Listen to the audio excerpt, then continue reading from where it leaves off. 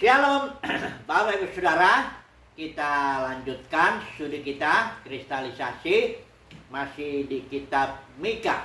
Ini sudah tema yang kedua. Kita sudah belajar waktu yang lalu Mika yang pertama itu mengenai trilogi dengarlah. Jadi kitab Mika yang 7 pasal ini kita bagi analisis menjadi 3 bagian, ya, prinsip trilogi. Yang pertama, trilogi dengar, ya. Dengarlah, ini bagian pasal 1, pasal 2 itu Israel secara khusus, ya. Disoroti, ya. Dan langsung selain teguran, ya, dengarlah itu ditegur, tapi juga ada vonis, yaitu bahwa dikatakan di sini Samaria, pasal 1 ayat yang ke 6, sebab itu aku akan membuat Samaria, artinya kerajaan utara itu Israel, biasa disebut begitu, menjadi timbunan puing di padang, menjadi tempat penanaman pohon anggur, ya. Aku akan menggulingkan batu-batunya ke dalam lembah dan akan menyingkapkan dasar-dasarnya. Intinya ini Mika bernubuat sejaman dengan Yesaya, dia sebelum kejatuhan kerajaan yang di utara itu, Samaria, ibu kotanya, ya. Itu tahun 722 sebelum Masehi. Jadi Mika sudah kasih peringatan, dengarlah Israel, ya. Dan juga ya langsung vonisnya, ya, sudah dibuatkan juga, ya. Dan kita tahu ceritanya tahun 722 sebelum Masehi, kerajaan Israel yang utara 10 suku itu dibuang ke Asyur, ya. Kemudian trilogi dengar yang kedua itu dari pasal 3 sampai pasal 5. Itu secara khusus Yehuda, ya, kerajaan selatan yang 2 suku itu, Yehuda dan Benyamin. Ini juga, dan juga teguran itu secara khusus kepada para pemimpinnya. Ini yang kita mau pelajari sekarang, termasuk pemulihannya juga. Karena ini tegurannya kepada para pemimpin. Coba dulu saya baca aja satu ayat dulu. Baiklah, dengar, hai para kepala di Yakub, hai para pemimpin kaum Israel. Tapi nanti ke bawahnya itu kita bisa lihat dulu, atau saya baca aja dulu sebentar sini. Dikatakan di sini begini ayat 6-nya, ya. Beginilah firman Tuhan terhadap para nabi yang menyesatkan bangsaku. Jadi nabi itu menyesatkan bangsa. Kenapa? Yaitu gini, apabila mereka mendapat sesuatu untuk dikunyah, artinya dikasih makan gitu, ya, kasih uang, kasih makan, mereka akan menyerukan damai, ya, tenang aja, nggak apa-apa kok, Tuhan mengasihi damai, nggak akan terjadi apa-apa, kayak begitu, ya. Ini nabinya, ya, begitu. Atau kalau saya loncat aja ke sini, lengkap ini, ya, termasuk vonisnya, itu di pasal 3 ayat yang ke-11, ya. Para kepalanya, maksudnya di Yehuda ini, memutuskan hukum karena suap. Jadi hukum itu, jadi hakimnya apa semuanya itu disuap semuanya, ya, bisa, ya.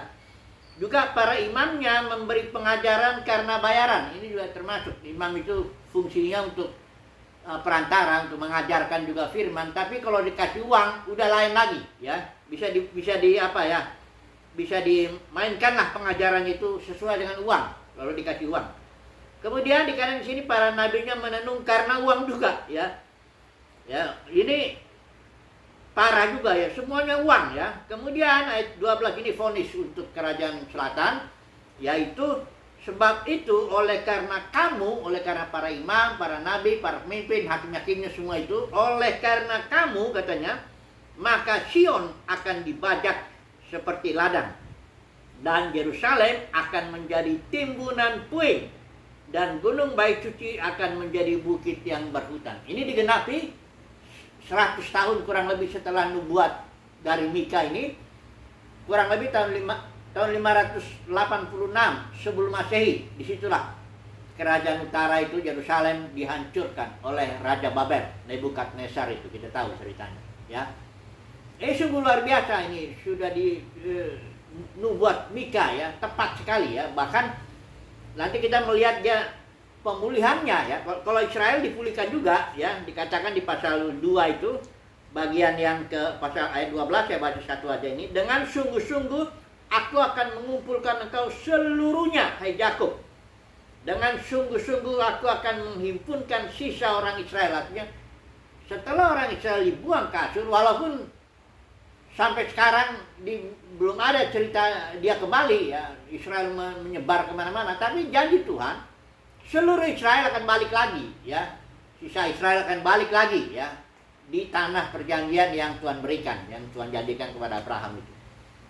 Ini pemulihan untuk Israel ya, tapi untuk Yehuda ini pemulihannya bersifat pemulihan Mesias. Itu yang ini judul kita saat ini, pemulihan oleh Mesias ya, raja yang ditunggu-tunggu Israel. Nanti kita lihat ini siapa rajanya. Ini dinubuatkan juga dengan tepat, bahkan kelahirannya oleh Mika. Coba dulu kita baca ya, atau saya baca dulu pasal 4 ayat yang ke-1 ya. Ada beberapa ayat ini pakai terjemahan ILT ya. Mari saya baca dulu ya. Ini pemulihan oleh Mesias ya. Bukan pemulihan seperti Israel itu hanya dikumpulkan. Nah, bukan begitu. Ini pemulihannya akan memberi efek kepada bangsa-bangsa, bahkan kepada seluruh segala sesuatunya. Mari kita baca dulu ya, pasal 4 ayat 1. Namun pada hari-hari terakhir akan terjadi bahwa gunung itu sebenarnya simbol kerajaan ya, simbol kerajaan. Bahwa gunung Bait Yahweh akan didirikan mengatasi puncak gunung-gunung ya, mengatasi kerajaan-kerajaan yang lain. Dan dia akan ditinggikan lebih daripada bukit-bukit. Ini kalau bukit kerajaan yang kecil. Dan dikatakan di sini bangsa-bangsa akan datang berduyun-duyun kepadanya. Ya, kenapa demikian? Dan dikatakan di sini banyak bangsa akan pergi yang berkata, marilah dan biarlah kita naik ke gunung Yahweh dan ke Bait Elohim Yakub. Dan dikatakan di penyebabnya ini, biarlah dia mengajar kita jalan-jalannya dan biarlah kita berjalan di jalan-jalannya. Kemudian di bagian yang terakhir ya, dikatakan sini sebab Taurat akan muncul dari Sion. Taurat pengajaran akan muncul dari Sion dan firman Yahweh dari Yerusalem. Bahkan ayat 3-nya dikatakan dia akan menghakimi di antara bangsa-bangsa. Ingat ya, definisi menghakimi itu bukan hanya menghukum apa yang kita berorang jangan itu aja, bukan itu aja. Yesaya 26 ayat 9 mengatakan bahwa apabila Tuhan itu menghakimi, penduduk dunia akan belajar kebenaran. Jadi di sini pemulihan oleh Mesias bukan saja Mesias itu akan mendirikan kerajaannya di Yerusalem, di Sion secara khusus, tapi juga bahwa kerajaannya orang-orang bangsa-bangsa lain akan datang ke sana untuk belajar firman Tuhan ya. Dari Sion soal datang pengajaran ya, dari Yerusalem itu ada firman Tuhan.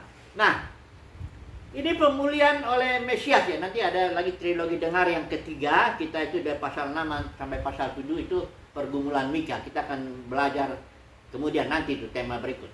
Tapi kita akan fokus dulu ini ya, pemulihan oleh Mesias. Karena pemulihan ini bukan hanya untuk Israel, bukan hanya untuk Sion, Yehuda, bukan. Tapi dia memberi dampak kepada bangsa-bangsa lain, bahkan kepada segala sesuatunya. Mari kita melihat dulu. Karena Mesias di sini datang membangun kerajaan ya, membangun atau saya baca di sini ya. Ini pasal 4 ya. Perhatikan yang bagian bawah ini. Nah, atau dari ayat 7-nya ini ya. Dikatakan dan Tuhan akan menjadi raja atas mereka di Gunung Sion. Rajanya itu artinya dari sekarang sampai selama-lamanya. Itu kerajaan atau pemulihan Mesias yang akan dilakukan oleh kepada Israel, Sion khususnya, bangun kerajaan di situ ya. Kemudian ayat 8-nya dikatakan ini lebih tegas lagi ya, akan kembali pemerintahan yang dahulu. Ya, pemerintahan yang dahulu itu kerajaan-kerajaan Daud ya, nanti kita lihat selanjutnya itu. Ayat dikatakan kerajaan atas putri Yerusalem. Jadi pemulihan oleh Mesias itu adalah membangun kembali kerajaan di Israel. Ya. Nah, sekarang atau ayatnya udah cukup ya, kita cukup lambung. Atau ini aja, satu lagi lah ya, pemulihan Mesias ini. Itu bahkan Mesiasnya di sini dinubuatkan lahirnya di mana? Pasal 5 ayat 1. Tetapi engkau, hai Bethlehem Efrata, hai yang terkecil di antara kaum Yehuda, daripadamu akan bangkit bagiku seorang. Ini Mesias ini maksudnya, diurapi itu maksudnya, yang akan memerintah Israel. yang permulaannya sudah sejak purbakala, sejak dahulu kala. Jadi bahkan Mesias itu akan lahir di mana? Udah dinubuatkan di sini, di Bethlehem Efrata. Dan memang benar ya, kalau kita tentu meyakini Yesus itu Mesias ya. Orang Israel belum ya. Nanti makanya kita mau bahas dulu ini. Kenapa Israel sampai detik ini secara keseluruhan ya, karena Israel itu diwakili kan oleh para pemimpinnya. Kalau zaman dulu itu Yesus Sanhedrin, ya sekarang para rabi-rabi itu semuanya lah. Orang Israel sampai sekarang tidak ada ya satu-satu orang yang percaya Yesus itu Mesias ya. Tapi secara bangsa yang diwakili oleh para pemimpinnya, Israel menolak itu. Ya, nanti kita lihat dulu ini sebentar. Tapi yang jelas di sini kitab Mika, trilogi dengar yang kedua itu, selain dia teguran kepada Yehuda dan vonis ya bahwa Yerusalem akan dibajak, dikatakan di sini ya. Itu bahkan nubuat Mika itu dikutip lagi oleh kitab Yeremia ya, oleh para tua-tua di zaman Yeremia, di zaman ketika Israel itu sudah dekat untuk Yehuda dalam pembuangan, itu dikutip juga. Jadi tua-tua Yehuda itu tahu itu nubuat itu, bahwa Yerusalem akan menjadi timbunan puing ya, Sion akan dibajak seperti ladang. Nah, oke. Setelah vonis itu, maka datanglah pemulihan, dikatakan pada hari-hari terakhir. Nah, kita tahu setelah kerajaan utara dibuang tahun 722 sebelum Masehi ke Asyur, kerajaan selatan ini Yehuda dua suku juga dibuang ke Babel tahun 586 sebelum Masehi. Nah, kita tahu ceritanya itu kan, pulang sebagian yang digerakkan Tuhan itu dipimpin oleh ada Zerubabel, dia bangun bait suci, terus kelompok Ezra ya memperbaharui cinta orang buangan itu kepada Taurat, nama Ezra ini ahli Taurat. Kemudian Nehemia yang membangun tembok Yerusalem ya. Jadi ada pemulihan, kemudian ada disebut biasanya 400 tahun silent years, tahun-tahun yang diam, 400 tahun. Itu memang ada nabi ya, Maliaki, Hagai, itu bernubuat di zaman Zakaria, di zaman itu, zaman pemulihan itu, Israel yang pulang itu. Tapi setelah itu berhenti, 400 tahun, tidak ada lagi suara kenabian. Tiba-tiba di dalam senyapnya seperti itu, tampillah Yohanes Pembaptis, mengatakan, bertobatlah sebab kerajaan sorga sudah dekat. Ya, kemudian Yesus kita tahu ceritanya.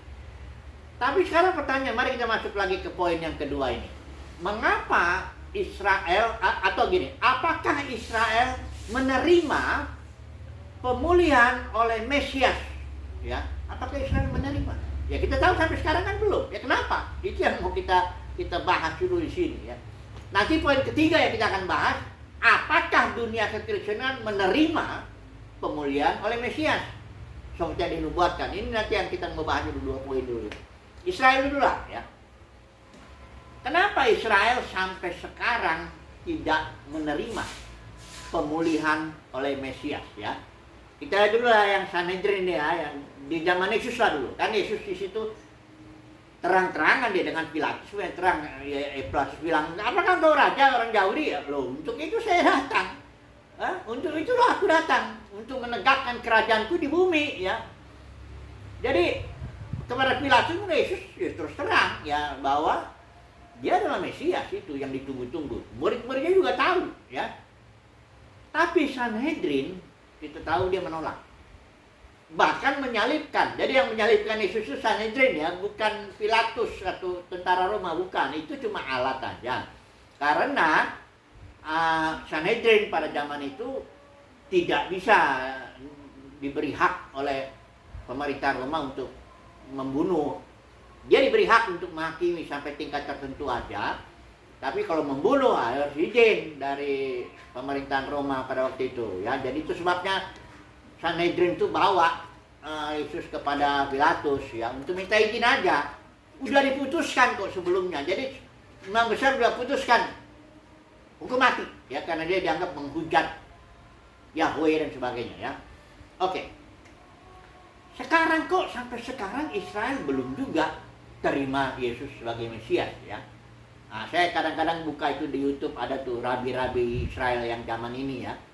dia suka ada beberapa bagian itu dia bilang, kenapa kami nggak terima Yesus sebagai Mesias sampai sekarang?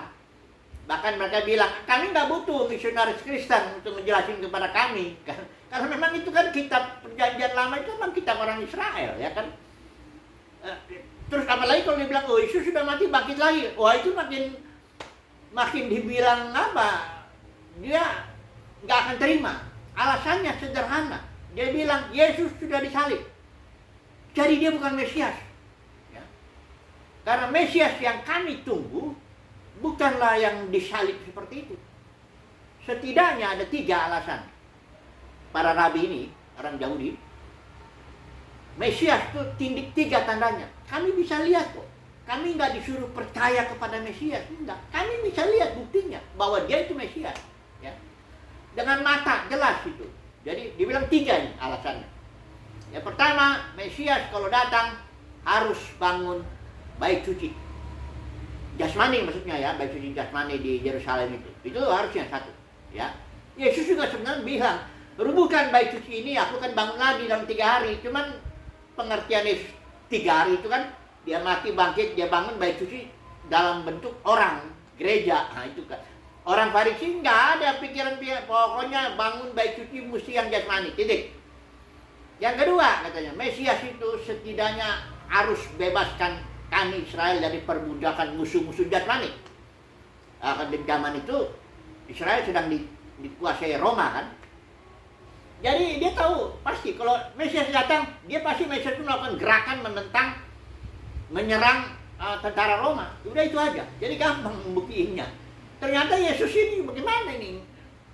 Yesus datang membebaskan Israel, tapi dari musuh-musuh rohani, perbudakan dosa, ya, perbudakan maut dan sebagainya. Itu nggak bisa diterima oleh Israel, nggak peduli. Kami butuh Mesias yang bisa membebaskan kami seperti Daud. Tadi kita lihat ya itu. Seperti Daud yang membebaskan Israel dari semua musuh. Udah harus itu, ya. Nggak usah kami nggak harus diajarin lah kata para rabi itu. Kalau saya lihat di YouTube itu. Ya. Kemudian yang ketiga, tandanya itu Mesias itu Israel itu sampai sekarang di ini bilang, Mesias itu harus membawa pendamaian bagi dunia. Dalam arti sesuai janjinya kan Israel jadi kepala, bangsa-bangsa lain jadi ekor. Ya artinya dia sudah tahu lah kalau udah kepala ya semuanya udah harus dari bangsa Israel. Kerajaan Mesias itu dari situ ya. Dan Mesias itu membuat damai semuanya begitu ya. Israel kepalanya, bangsa-bangsa lain itu ekornya ya. Walaupun kadang-kadang kayaknya dicomot sama orang Kristen, kamu jadi kepala nanti bukan ekor apa ini. Itu repot juga kalau di satu perusahaan nanti semua orang Kristennya menjadi kepala di situ kan. Ini comot-comot ayat ini. Jadi itulah setidaknya 3 alasan kenapa sampai detik ini Israel dalam arti yang diwakili para rabinya itu, pengajarnya apa semua pemimpinnya itu tidak menerima Yesus. Karena apa? Yesus sudah disalib, titik. Udah nggak usah cerita-cerita sama kami lah, ya. Dia bangkit kayak mau apa kayak nggak ada urusan. Kami punya 3 alasan dan dia yakin itu firman Tuhan, perjanjian lama, nubuat perjanjian lama, bahwa Mesias datang pasti melakukan minimal 3 hal ini. Nah, itu sebabnya Yesus pernah datang kepada ahli-Taurat orang Farisi. Menurut kamu Mesias itu anak siapa? Itu ada di Matius itu ya. Kita nggak usah baca lah itulah ya. Matius 22 ayat 41 sampai 46 itu saudara bisa baca itu. Di situ ada sedang kumpul orang Farisi ahli-Taurat para pemimpin. Yesus tanya, menurut kalian Mesias itu anak siapa? Mereka nggak perlu cari-cari. Langsung jawab, Mesias anak Daud, udah jelas. Jadi artinya maksud menurut mereka kerajaan Mesias mesti sama dengan kerajaan Daud, yaitu punya istana, kerajaan jasmani, ya, bangun bait suci ya, kayak Daud tuh bangun kemah ya, suci, dan dia mengusir musuh-musuh Israel apa semua. Pokoknya yang diharapkan tuh Mesias adalah anak Daud dalam arti ya dia raja ya, ahli politik, ahli perang, ahli ekonomi yang begitu-begitu. Ya. Tapi Yesus bilang, dikutiplah oleh Yesus Mazmur 110 ayat 1. Saudara kita baca lah barangkali ini ya. Pakai yang ini aja, Mazmur 110 ayat 1 ya. Nah, ini dikatakan di sini Daud ini bernubuat ya. Dia bicara dia kepada Mesias ya. Mazmur 110 ayat 1 ya. Nah, ini saya baca ini ya. Mazmur Daud, artinya Daud lah yang dipimpin Roh berbicara ini. Perkataan Yahweh kepada Tuhanku. Siapa ini ya Tuhanku? Dikatakan di sini, duduklah di sebelah kananku sampai aku menempatkan musuh-musuhmu di telapak kakimu. Karena ini Mesias ini dinubuatkan akan membuat semua musuh-musuh itu diletakkan di kaki Mesias itu. Artinya Mesias ini akan kerajaan Mesias akan menaklukkan segala sesuatu, kira-kira begitu. Bahkan di dalam Yesaya 9 ayat 6 ayat 7 gitu, kalau atau saya baca aja dulu ini penting juga ini ya, kerajaan Mesias ini.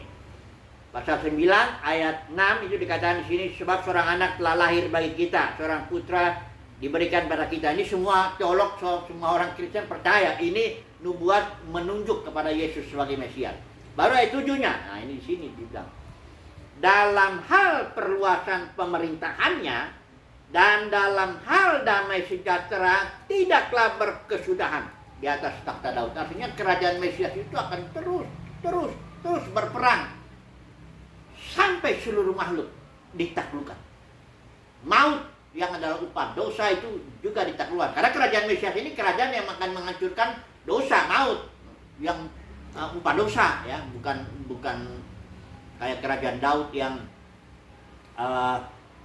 membunuh musuh-musuh jasmani, bukan itu. Nah, inilah di sini Yesus tantang nih orang Farisi supaya dia mikir. Di sini Daud bilang kan, Tuhan ya berbicara di sini, coba saya lihat tadi berbicara kepada Yahweh. Yahweh berbicara ke itu dulu, saya jadi baca lagi sebentar ya. Mazmur ini ya. Mazmur 110 ini penting sekali kan, di dalam orang Farisi pun tidak bisa jawab ini. Jadi saudara, kalau orang Farisi itu tidak main-main, orang Yahudi itu kalau belajar kitab mereka ya, dari umur 6 tahun pun dia sudah di sinagoga, dari 6 sampai 11 sudah son of law ya, terus dari 11 sampai 16 belajar lagi Nebim, Ketubim dan Taurat itu pelajarin habis-habisan. Di sini Yesus bilang nih, Daud bilang, perkataan Yahweh kepada Tuhanku. Jadi Daud menyebut Mesias itu Tuhan. Nah, disitulah Yesus jawab di sini. Bagaimana? Kalian bilang Mesias itu anak Daud. Itu jelas itu di Mazmur 110 bahwa Daud menyebut Mesias Tuhannya atau Tuhanku. Terus Yesus bilang begini sama orang Farisi, bagaimana mungkin? Tadi kalian bilang Mesias anak Daud. Orang dia jelas diurapi oleh Roh Kudus ketika bicara di Mazmur itu. Daud nyebut Mesias itu Tuhannya kok, Tuhannya malah. Jadi gimana? Orang Farisi masih jawab. Dia bingung, oh iya juga ya. Tapi kita sekarang memahami, yaitu bahwa kerajaan Mesias ada dalam dimensi yang lebih tinggi daripada kerajaan Daud. Kerajaan Daud yang jasmani, yang bangun bait suci jasmani, yang mengusir musuh-musuh jasmani, yang memberikan pendamaian kepada dunia secara jasmani, ini hanya simbol. Kerajaan Mesias itu lebih tinggi daripada itu. Dia adanya di dalam dimensi sorgawi. Makanya dibilang Yohanes Baptis, kerajaan sorga. Ya. Kerajaan Mesias bukan dalam dimensi jasmani. Dia lebih tinggi. Karena dimensi sorgawi lebih tinggi daripada dimensi bumi yang ruang dan waktu ini. Ini orang Yahudi yang harus terima. Sampai detik ini. Pokoknya dia bilang, kalau Mesias itu harus anak Daud, harus punya kerajaan seperti Daud, harus punya istana. Kalau kawin pun banyak anak istrinya nggak apa-apa, karena mereka nggak berharap juga Mesias itu nggak kawin, karena dia berpikirnya jasmani, ya. Nah, inilah yang menyebabkan bangsa Yahudi sampai detik ini 2000 tahun, padahal udah di diaspora udah banyak menderita, bahwa Hitler pun membunuh sampai 6 juta orang kita tahu, tapi tetap tidak bisa terima Yesus sebagai Mesias. Nah, sekarang pertanyaannya sebagai penutup, apakah dunia kekristenan menerima pemulihan oleh Mesias? Itu pertanyaannya. Saya akan buktikan 3 hal yang yang bisa membuktikan bahwa dunia kekristenan secara umum tidak menerima juga pemulihan oleh Mesias. Apa buktinya? Nah, ini saya bikin 3 ya. Orang Kristen yang saudara lihat di mimbar-mimbar itu selalu kalau khotbahnya kalau nggak minta berkat di bumi ini, setelah itu berangkat ke sorga. Suatu tempat menyenangkan nun jauh di sana. Ya katanya masih ada rumah-rumah bagus, jalannya emas, atau ada anjingnya lagi katanya. Kata, padanya pergilah ke suatu tempat yang menyenangkan, meninggalkan bumi. Saudara tahu nggak, pemulihan Mesias itu tidak pernah meninggalkan bumi. Fokus pemulihan Mesias itu adalah bumi. Rencana Bapa dari mulai itu supaya manusia menaklukkan bumi. Kerajaan Mesias itu datanglah kerajaanmu, kata Yesus kan, doa yang sama murid mengajarnya. Artinya apa? Datang dari dimensi surgawi, datangnya ke bumi, dimensi bumi. Ya, jadi pemulihan oleh Mesias, kerajaan Mesias itu fokusnya bumi. Nah sementara orang Kristen gimana? Umumnya ya, kan pengen lari dari bumi. Makanya ada ajaran rapture, itu laku tuh. Ajaran kita diangkat, kita terbang-terbang itu dari bumi ini. Itu tanda bahwa mereka nggak ngerti pemulihan oleh Mesias. Ingat ya, jadi satu itu, pemulihan oleh Mesias, fokusnya bumi. Yang kedua, kenapa dunia kekristenan secara umum tidak mengerti pemulihan Mesias? Yang kedua, ajaran neraka kekal. Saudara tanya di hampir survei lah, ini mayoritas orang Kristen percaya orang yang nggak percaya Yesus dilempar ke neraka selama-lamanya disiksa di sana. Ini kan nggak ngerti pemulihan Mesias. Kan tadi kita baca beberapa aja, saya 9, 6, 7 ya, bahwa kerajaan Mesias itu akan menaklukkan segala sesuatu. 1 Korintus 15 juga, upah dosa yang adalah maut. Upah dosa itu maut, bukan neraka kekal. Itu tambahan itu dari para teolog itu. Upah dosa itu maut. Maut itu sejenis hidup yang dikuasai setan. Dan itu akan, Yesus sudah taklukkan itu. Ketika dia 3 hari dalam alam maut, dia bangkit. Itu tanda bangkit, itu tanda dia menaklukkan maut. Hidupnya, joy istilah Yunaninya. Dan itu semua dikalahkan, semua musuhnya. Dimasukkan, dibilang semua musuhnya dikalahkan. 1 Korintus 15 jelas, maut musuh terakhir. Saudara tahu ya, kalau musuh terakhir berarti nggak ada lagi yang lain. Dan musuh terakhir ini maut itu adalah upah dosa. Jadi kalau musuh ini terakhir dihancurkan, berarti tidak ada lagi dosa apapun juga. Neraka pun kosong oleh sebab pemulihan Mesias. Ini nggak dimengerti orang Kristen umumnya, nggak ngerti karena para pengajar itu ngotot neraka kekal tetap. Yang kedua, yang ketiga, sekarang kenapa dunia kekristenan secara khusus, secara umum lah ya, tidak mengerti pemulihan oleh Mesias? Karena dalam dunia kekristenan biasa kan orang percaya Yesus masuk surga. Ya, percaya Yesus lahir baru pasti masuk surga. Di mana ada ayatnya? Saya tantang saudara, satu ayat pun di dalam perjanjian baru yang ngomong kayak gitu. Tidak ada. Percaya Yesus dapat joy, hidup kekal, istilah Yunani joy. Dan joy ini mesti bertumbuh. Jadi orang yang percaya Yesus mesti bertumbuh menjadi raja-raja dan imam-imam, baru dia bisa berfungsi sebagai raja-raja dan imam-imam, memerintah di bumi. Saudara lihat Wahyu pasal 5 ayat 10. Bahwa kita yang percaya Yesus ini joy, mendapat hidup kekal, itu harus diproses supaya 210 itu supaya bertumbuh, berkelimpahan hidup kekalnya itu. Bukan berkelimpahan harta benda, emang dasarnya pengajar udah mata duitan, udah susah. Itu ayat nggak ada hubungan sama sekali dengan harta benda. Itu ayat joy, bertumbuh sedemikian ya kita menjadi raja-raja dan imam-imam. Ya, barulah kita bisa berfungsi sebagai anggota kerajaan surga, memerintah di bumi. Nggak ada diangkat-angkat ke sana. Dimensi surgawi yang turun ke bumi. Saudara lihatlah ini, 3 bukti inilah. Saya ambil kesimpulan, dunia kekristenan tidak mengerti secara umum ya pemulihan oleh Mesias. 3 bukti itu. Padahal itulah yang sebenarnya dibeberkan oleh Alkitab dari Kejadian sampai Wahyu. Pemulihan Mesias selalu fokusnya bumi. Pemulihan Mesias akan menaklukkan segala sesuatu, dosa, maut. Pemulihan Mesias itu membentuk kita menjadi raja-raja dan imam. Tapi kalau dalam kekristenan orang banyak kasih susu terus, orang Kristen yang mau sampai 10 tahun, 20 tahun, 30 tahun minum susu terus, bagaimana mau jadi raja-raja dan imam-imam menurut aturan Melkisedek? Nggak bisa. Oke lah, kesimpulannya jadi bagaimana? Pendeknya pemulihan Mesias pasti terjadi. Ya, orang yang dipersiapkan, makanya dalam kekristenan banyak dipanggil, sedikit yang dipilih, yang dibentuk, diproses dengan disiplin Tuhan supaya jadi raja-raja dan imam-imam. Oke lah ya, sampai di sini dulu ya. Haleluya. Amin.